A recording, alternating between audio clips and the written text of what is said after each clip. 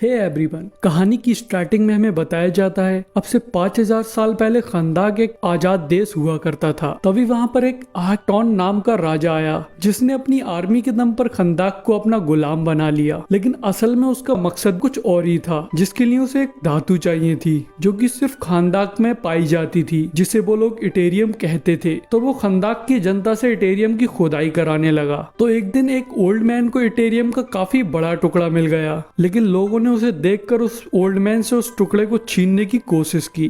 तो एक रूथ नाम के छोटे से बच्चे ने उन लोगों को रोका और वो उस ओल्ड मैन को राजा के सिपाही के पास ले गया, जहां वो उस ओल्ड मैन को इटेरियम के बदले में कुछ इनाम दिलाना चाहता था। लेकिन उस सिपाही ने इनाम के बदले उस ओल्ड मैन को ही मार दिया। तो इसलिए उस छोटे से लड़के ने आजादी के लिए आवाज उठाई। तो राजा ने उस आवाज को वहीं दबाने की कोशिश की और उस बच्चे को मौत की सजा दे दी।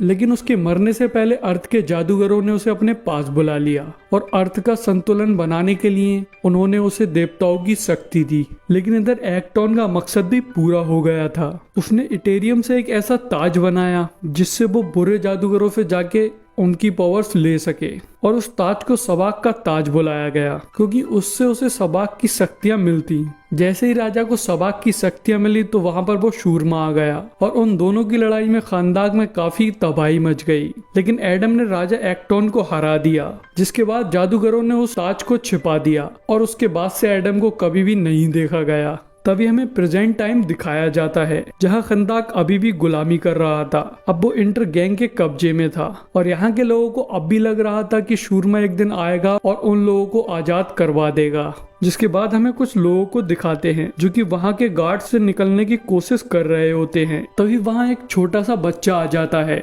जिसका नाम एमोन होता है, जो कि उन लोगों की वहाँ से निकलने में मदद करता है। तभी हमें उस वैन के अंदर एक लड़की को दिखाते हैं जो कि अभी तक छुपी हुई थी, जिसका नाम एड्रियाना होता है। यहाँ हमें पता लगता है एमोन एड्रियाना का ही बेटा है और वो लोग सवाक के ताज को ढूंढ रहे हैं। तभी वो लोग वहाँ पहुँच जाते हैं, जहाँ उस जगह के अंदर एड्रियाना के साथ उसके कुछ साथी जाते हैं और उसका भाई एमर वहीं वैन में बाहर ही रुक जाता है। और जब एड्रियाना अंदर पहुंचती है तो उसे वहां काफी पुरानी चित्रलिपि देखने को मिलती है। वहां एक स्पेल लिखा होता है जिसे पढ़ने के लिए मना किया गया होता है। और इधर बाहर उनका पीछा करते करते इंटरगैंग वाले लोग आ गए होते हैं और इधर एड्रियाना को कुछ पुराने चित्रों से पता लगता है वो मंत्र पढ़ने से उनका सूरमा आजाद हो जाएगा और तभी उसे वो ताज मिल जाता है। तो वो ऊपर चढ़कर उस ताज को ले लेती है। तभी वहां पर इंटर गैंग वाले आ जाते हैं और एड्रियाना पे शूट करने लगते हैं। तो वो छिप जाती है, लेकिन वो उसके भाई को मारने की धमकी देते हैं तो उसको बाहर आना पड़ता है और वो उन लोगों को ताज दे देती है। लेकिन वो वहां उस मंत्र को भी पढ़ देती है, जिससे वहां पर एक बिजली कड़कती है और तभी वहां पर ब्लैक एडम खड़ा होता है। तो एक सिपाही उसके करीब जाकर देखता है, जिसे ब्लैक एडम पकड़कर अपनी बिजली से जला देता है।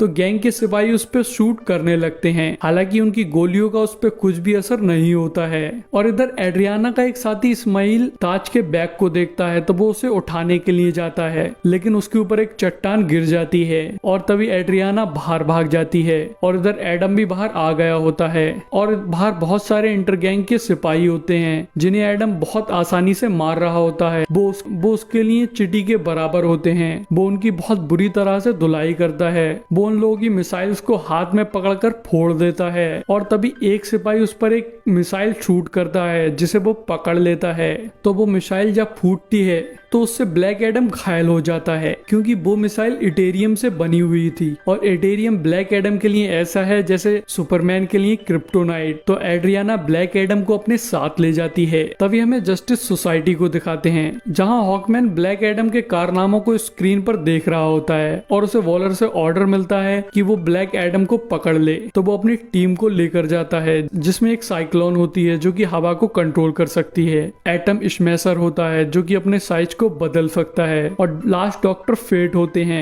जो कि एक जादूगर होते हैं और वो फ्यूचर को भी देख सकते हैं। तभी हमें एडम को दिखाते हैं जो कि एड्रियाना के बेटे के साथ में होता है। तो एमोन उसे बताता है कि वो 5000 साल से सो रहा था और वो उसे ये भी बताता है यहाँ के लोग उसे हीरो मानते हैं। वो उसका बहुत सदियों से इंतजार कर रहे थे कि वो आकर खंदाक को गुलामी से बचाएगा, लेकिन एडम उसकी बात को नहीं सुनता है और दीवारें तोड़ते हुए जाने लगता है। तो उसके सामने एड्रियाना आ जाती है। तो एड्रियाना भी उससे यही चीजें बोलती है, लेकिन वो एड्रियाना की बात को भी नहीं सुनता है और दीवारें तोड़ते हुए बाहर चला जाता है। तो एमोन भी उसके पीछे जाता है और वो जाकर अपने एक स्टैचू को देखने लगता है। इधर एमोन और एड्रियाना को इंटरगैंग के गार्ड पकड़ लेते हैं क्योंकि एड्रियाना ब्लैक लिस्टेड होती है। तो वो उसको पकड़कर ले जाना चाह रहा होता है, लेकिन ब्लैक एडम वहां आ जाता है और उन सिपाहियों को बहुत आसानी से मार देता है। तभी हमें जस्टिस सोसाइटी को दिखाते हैं जहां डॉक्टर फेट बताता है कि अगर हमने ब्लैक एडम के मुंह से शहजाम बुलवा लिया तो वो एक नॉर्मल इंसान बन जाएगा। और तभी वो लोग ब्लैक एडम के पास पहुंच जाते हैं और वो उसके पास आकर उसको पकड़ने की कोशिश करने लगते हैं। हालांकि वो सारे लोग मिलकर भी उसके लिए काफी नहीं होते हैं। वो सबकी हालत खराब कर देता है। वो लोग उसको पकड़ने की बहुत कोशिश करते हैं। अब वो उन लोगों को वहां मारकर वहां से उड़कर चला जाता है। इस बीच में डॉक्टर फेट को पता लग जाता है कि सब्बाक का ताज एड्रियाना के पास में है। तो वो उसे रोकता है, जिसपे एड्रियाना उस पर गुस्सा हो जाती है। अब वो कहती है जब हमें तुम्हारी जरूरत थी तब तुम नहीं आए, अब हमें हमारा सुपर हीरो मिल गया तो तुम उसे रोकने के लिए आए हो। तुम लोग उसे क्यों पकड़ना चाहते हो? जिसपे हॉकमैन बताता है जो सब तुम ब्लैक एडम के बारे में जानती हो वो सब गलत है, वो सब झूठ है। अब से 5000 साल पहले वो राजा से अपना बदला लेने गया था। तब तक राजा ने ताज पहना भी नहीं था। बदले की आग में एडम का गुस्सा बढ़ने की वजह से उसकी ताकत बहुत बढ़ गई थी, जिससे वहां पर एक बहुत बड़ी तबाही मची थी। तो इसलिए जादूगरों ने एडम को कैद कर दिया था। तो एड्रियाना एडम से बात करने के लिए जाती है और इधर एमोन ताज को लेकर घर आता है जहाँ इस्माइल होता है जो कि चट्टान से बच गया था। और हमें पता लगता है कि वो इंटरगैंग का लीडर है, लेकिन एड्रियाना का भाई उसे पकड़ लेता है और एमोन वहां से भाग जाता है। तो इस्माइल एमर के गोली मार देता है। तभी हमें एड्रियाना को दिखाते हैं जो कि ब्लैक एडम को ये सारी बातें बताती है और उससे कहती है इसका मतलब मैंने तुम्हें जगाया नहीं था, तुम्हें कैद से छुड़ाया था। तो उस पर ब्लैक एडम कुछ नहीं कहता है। और तभी एड्रियाना के पास में एमोन की कॉल आ जाती है जो कि उसे इस्माइल के बारे में बताता है। तो एड्रियाना जस्टिस सोसाइटी और एडम से अपने बेटे को बचाने को कहती है। तो ब्लैक एडम एकदम उड़कर उसके पास पहुंच जाता है और वो उसे एक सिपाही से बचा लेता है, जिसके बाद वो उन लोगों को मारने के लिए चला जाता है। तो इस्माइल आकर एमोन को गन पॉइंट पर किडनैप करके ले जाता है और उसे एक उड़ने वाली बाइक में बिठाल देता है और तभी वो वहां से निकल जाता है।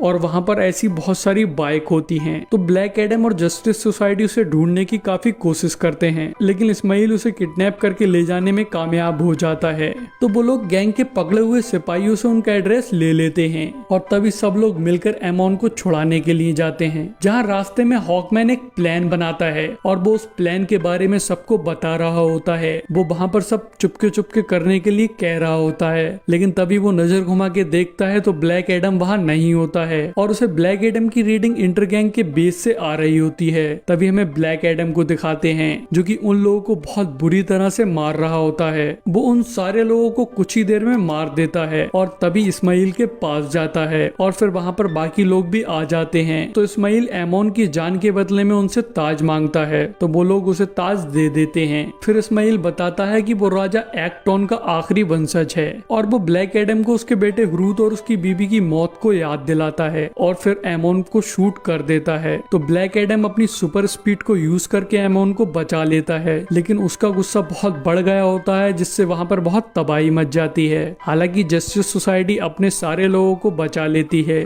लेकिन इसमें इस्माइल मर जाता है और इधर ब्लैक एडम भी उड़कर चला जाता है क्योंकि वो समझ गया था कि उसकी पावर से लोगों को कितना खतरा है। तभी हमें ब्लैक एडम को उसके स्टैचू के सामने खड़ा हुआ दिखाते हैं जहां हॉकमैन उसके पास आता है और उससे कहता है तुम्हें तुम्हारे अलावा और कोई भी नहीं रोक सकता। तो ब्लैक एडम उसे बताता है ये स्टैचू उसका नहीं उसके बेटे हरूथ का है। जादूगरों ने उसके बेटे हरूथ को शूरमा चुना था, उसको ये पावर्स मिली थी। जब राजा एक्टोन उससे नहीं जीत पाया तो उसने उसकी बीबी और एडम पे हमला किया, जिसमें उसकी बीबी की जान चली गई और एडम अधमरा हो गया। तो हुरूद ने एडम की जान बचाने के लिए अपनी पावर एडम को दे दी और हुरूद एक नॉर्मल इंसान बन गया। तभी राजा के सिपाहियों ने हुरूद के एक तीर मार दिया, जिससे वो मर गया। तो इस वजह से एडम को बहुत गुस्सा आया और उसने जाकर राजा को मार दिया और गुस्सा ज्यादा बढ़ने की वजह से वहां पर वो तबाही मच गई और इसके बाद में वो सरेंडर करने के लिए मान जाता है और शहजाम बोलकर एक नॉर्मल इंसान बन जाता है। तभी वो लोग उसे एक अंडर वाटर प्रिजन में कैद करा देते हैं, जहां वो लोग उसके मुंह पर कुछ लगवा देते हैं जिससे वो कभी भी शहजाम ना बोल पाए।